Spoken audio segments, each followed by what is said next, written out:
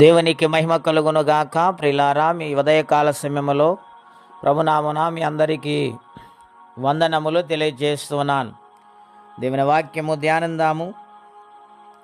కొరింథీయులకు రాసిన 2వ పత్రిక 5వ అధ్యాయము 17వ వచనం.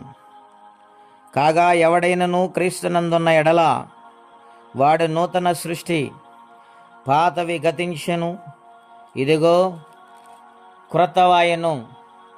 ప్రియమైన దేవుని బిడలారి, విశ్రాంతి దినము పునరుత్థాన ఆరాధనలో పరిశుద్ధాత్మ దేవుడు మనలను ప్రవేశపెట్టారు.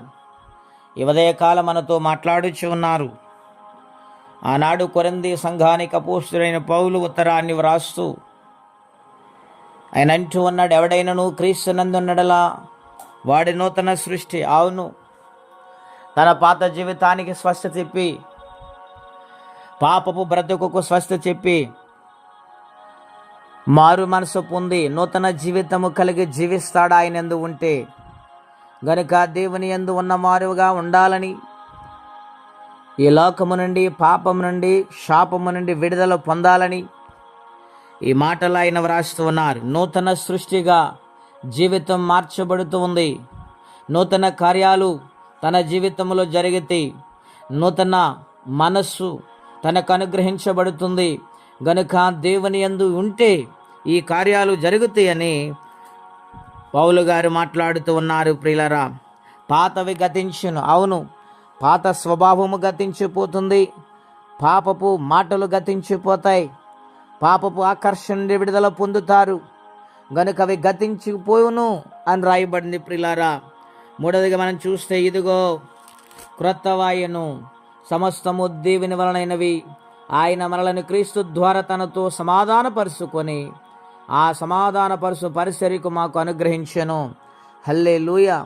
గనుక దేవుని బిడ్డలారా, సమాధానము కావాలంటే, నెమ్మది కలగాలంటే జీవితానికి యేసు ప్రభువుని నమ్ముకోవాలి.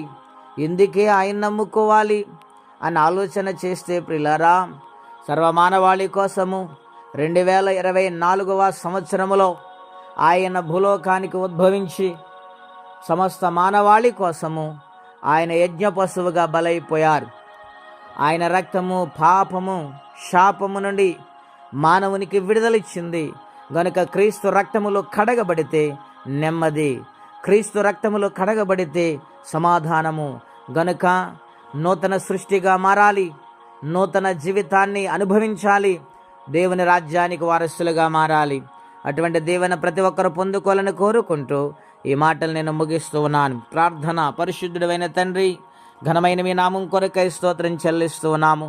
నాయన, పాత స్వభావం నుండి విడిపించి నూతన స్వభావాన్ని ఇచ్చి ప్రభువా, నీ సన్నిధానములు బ్రతికే జీవితాన్ని, నూతన కార్యమును చేస్తాను వాగ్దానం చేశారు. ఆ వాగ్దానము ప్రతి ఒక్కరము పొందుకునే కొరకు బ్రతికి వారిగా జీవించి సాగిపోట కృపనిమ్మని యేసునామములో ప్రార్థించి వేడుచున్నాము తండ్రి. ఆమెన్. దేవుడు దీవించును గాక. ఆమెన్.